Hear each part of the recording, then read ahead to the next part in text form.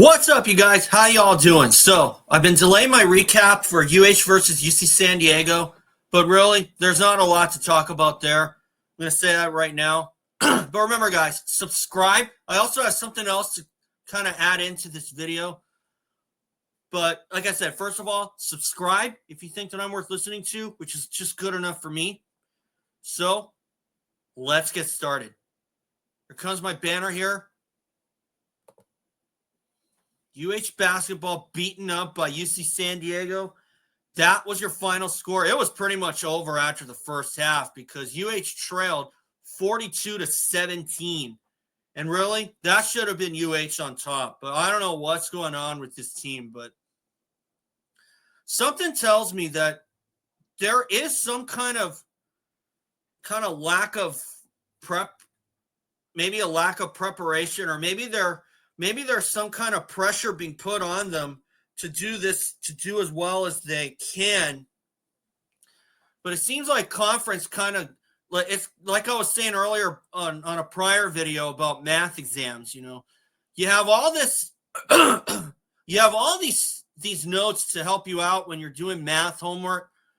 But when it comes time to math exams, it's sink or swim. And unless you don't know how to use this formula to solve this problem, then you're pretty much a sitting duck. And it seems like there's some kind of there's some kind of hidden pressure added to this team, which might explain why they ended up losing by as much as they did.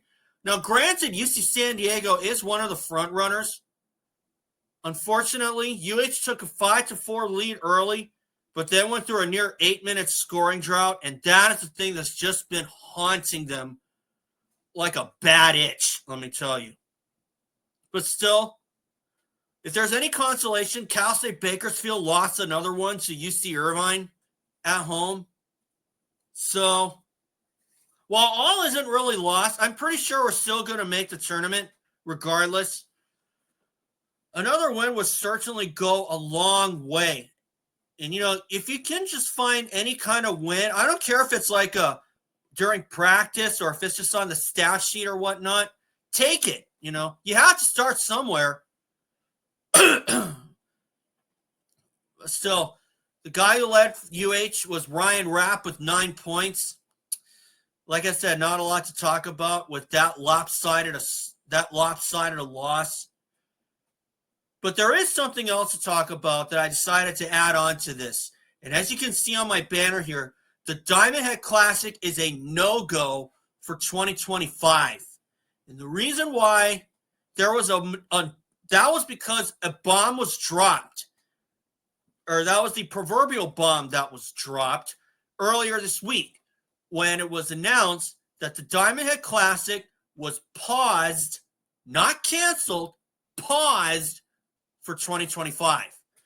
And something tells me that they may have realized that, holding the Diamond Head Classic during Feast Week or Thanksgiving week may not necessarily be an ideal time because obviously you do want to spend time with your loved ones.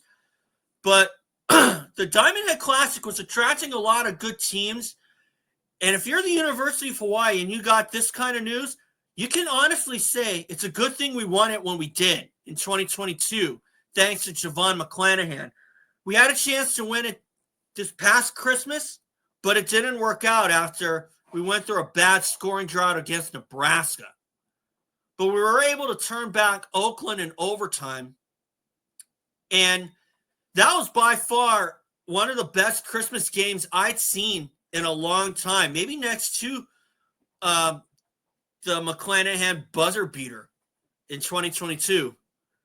Because 2023 was kind of a mess. They ended up 4th overall. This year, last season, they ended up, or I should say last Christmas, they ended up 3rd, and it won't happen this year.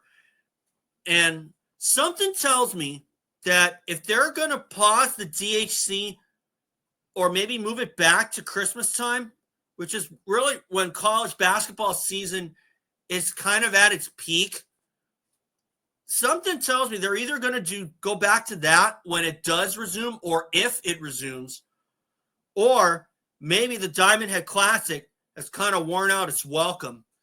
But then again, I don't think so because the DHC does bring in some good teams and it does attract a lot of media, a lot of good attention. It does put Hawaiʻi on the spot for sure. And it's a good way to get some new faces to possibly come here. You obviously want those kinds of players to think, oh, we would love to come to Hawaiʻi. I mean, great weather, doesn't dip below 50 degrees. Pretty much sunny weather year round. Who wouldn't want to come to Hawaiʻi? Well, then again, we're also geographically isolated from the continental U.S., which does add to some trouble. And another thing that does add to some trouble, what probably some people don't know about, is sometimes it's the academic requirements that do kind of prove to be a hurdle off and on for the University of Hawaii. And sometimes if you come in with and sometimes it can be one of the strictest, which doesn't bode well for some other players. Like you could have all-star basketball teams you could have some kind of like all-star college athletes, but because our academic rates are so high, they end up going elsewhere where the restrictions are a lot less.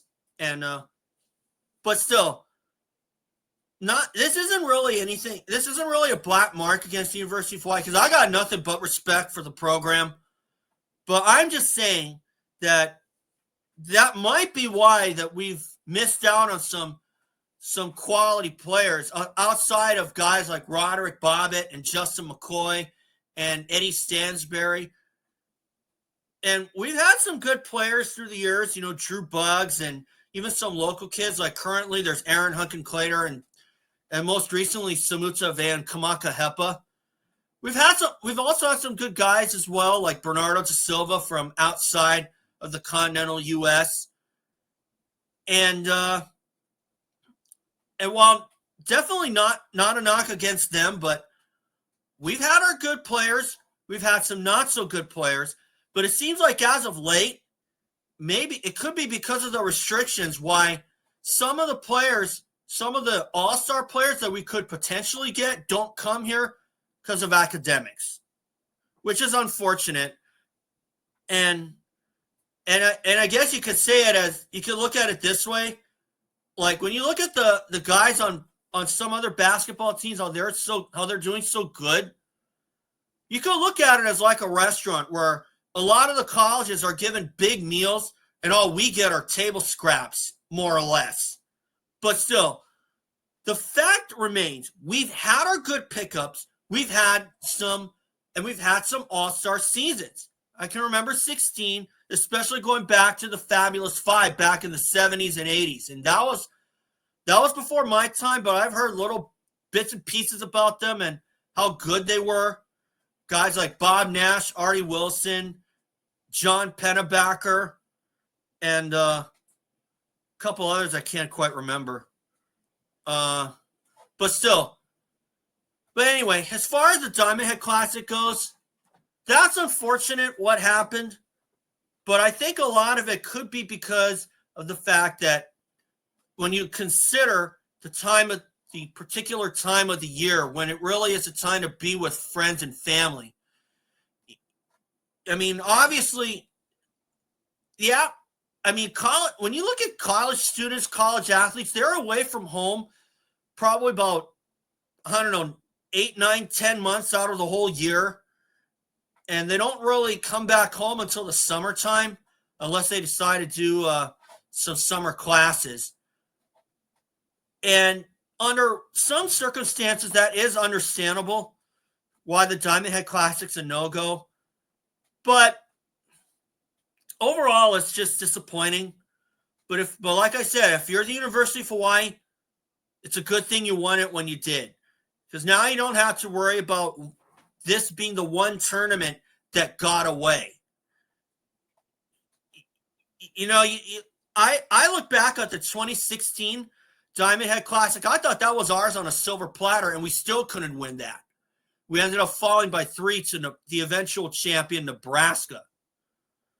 And then we ended up winning it in 2022. And 2021 was pretty much a mess. Vanderbilt won by default after Stanford pulled out because of COVID-19 concerns in their roster. And UH ended up dead last because they pulled out of their Christmas Day game because of COVID concerns, which was unfortunate then, and it's unfortunate now. And, of course, the Diamond Head Classic didn't take place in 2020 because of the pandemic. So while this is kind of what understanding on one side of the coin, on the other side of the coin, it is unfortunate that it came to this. So hopefully it's not too long, maybe a year, maybe 2, but we'll see. But I guess only time will tell. But if the Diamond Head Classic has worn out its welcome, then that's kind of too bad. Because then they'll have to find another way to put Hawaii on the map for other high school students who want to, from outside of the country or outside of the continental U.S., or I should say outside of the state, who see our games on ESPN and think, oh, we'd love to come here. Well, I still hope that they do, and I really just – but you know what? In the long run, it's not going to hurt us as much as it probably could. But I do hope that it's only temporary, and it will come back and say 2 years from now. So I guess all we can do is wait and see. So anyway, guys, that's all for today. And remember, subscribe, and I'll see you all. UH plays UC Riverside tonight. So hopefully we'll come through with a win there and maybe solidify a spot in the Big West tournament. So thanks, guys. Subscribe. I'll see you all after Riverside. Malama Pono, folks.